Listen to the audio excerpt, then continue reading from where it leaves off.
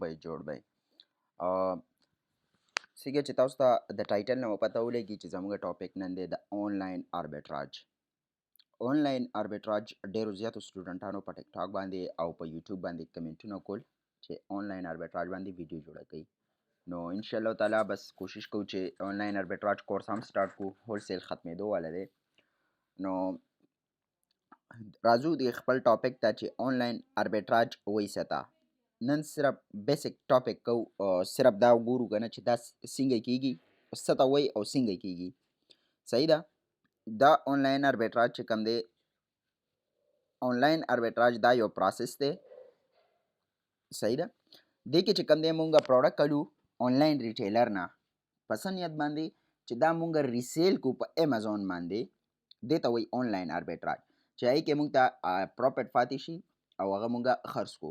ښه، دې بزنس دپاره تاسو ته لایسنس نه دی پکار، څه داسې سپیشل لایسنس درته نه دی پکار، بزنس لایسنس نه دی، ریسیل سرټیفیکیټ نه دی، هول سیل اکاونټ اوپن کول تاسو ته نه دی پکار. سمپل دې کې دا دی چې ته لاړ شه، پروډکټ راو فایند کا ریټیل نه اور آرډر وکړه خپل کارډ نه بس. او چې کوم دی پرپ سنټر ته، دې کې به پرپ ډېر مست دی. پرپ سنټر ته پروډکټ ولېږه، هغه لیبل یې ترې ریموو کړه د هغې او د امازون لیبل یې پرې ولېږه او ولګوه او امازون ته سینډ کړه پروډکټ. ښه، دا به کېږي څنګه او مطلب دا به مونږ پروډکټ کم ویب سایټ نه الو، څنګه به الو، نو دې ټولو باندې خبره کوو.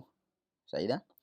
ښه، دا مونږ الو پروډکټ چې کوم دی مونږ 1000 آف ریټیل سټورز دي، والمارټ، ای بی، صحیح شو، دغه شان ویب سټورن شو، او وی سټور شو، ایکس نیو ایکس شو، ډېر زیات دي. ښه، د دې هنټینګ به څنګه کېږي، دغه به څنګه کېږي، دا فردر کلاسونو کې وایي، خو نن د دې چې کوم دی د انټروډکشن کوو. دا بزنس چې کوم دی دې کې موږ ته منیمم پروفیټ مارجن 20 پورې 15 نه واله 20 پورې موږ ته پروفیټ مارجن پاتې کېږي. صحیح ده. ښه، اوس دا کار کوي څنګه؟ دا کار کوي، ګورئ دا تاسو ته پهله نمبر باندې ښکاري، دا وګورئ. buy cheap online product buy product cheaply from online retailer. مطلب ارزان پروډکټ والا د ریټیلر نه پروډکټ چې کوم دی پرپ سنټر ته ولېږه. صحیح شو. هغه پروډکټ به چې کوم دی هغې خپل پرپ را پرپ کړي، امازون ته به یې ولېږي. امازون یې چې کوم دی امازون کې وګوره چې پرایس یې های وي، چې تا ته پکې مارجن پاتې کېږي 10 to 20% تا ته پاتې کېږي، عین علاوه مه کوه. صحیح ده. هغې نه بعد به چې کوم دی ته امازون ته سیل له ورکړې، کسټمر راشي اډر وکړي، تا ته به پکې خپل پروفیټ پاتې شي. صحیح ده. نو دا د دې یو دغه دی چې دا ورک څنګه کوي. د ریټیل سټور نه واله پرپ ته ضروري دی، پرپ ته به یې ولېږي، هلته به ته لیبل یې ریموو کړي، د امازون لیبل یې به پرې ولېږي، امازون ته به یې ولېږي او امازون کې به یې خرڅ کړي.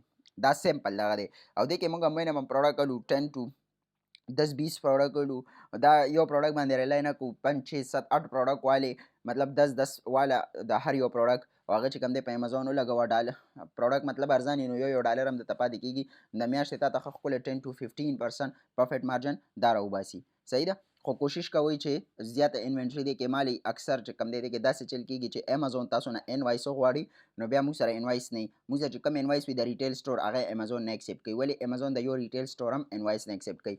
نو امید دی چې ویډیو به سمجھ کې راغلی وي. انشاءالله ډیټیل ویډیو به پرې جوړو چې پروډکټ به څنګه فایند کوو، پروډکټ به څنګه سورس کوو، آرډر به څنګه کوو، او د دې شپینګ پلان به څنګه جوړو، پرپ ته به څنګه ځو، پرپ سره به خبره څنګه کوو. نو په دې ټولو باندې انشاءالله فردر خبره کوو. فی الحال چې کوم دی دا دې ځای پورې ټاپک و. جزاک الله.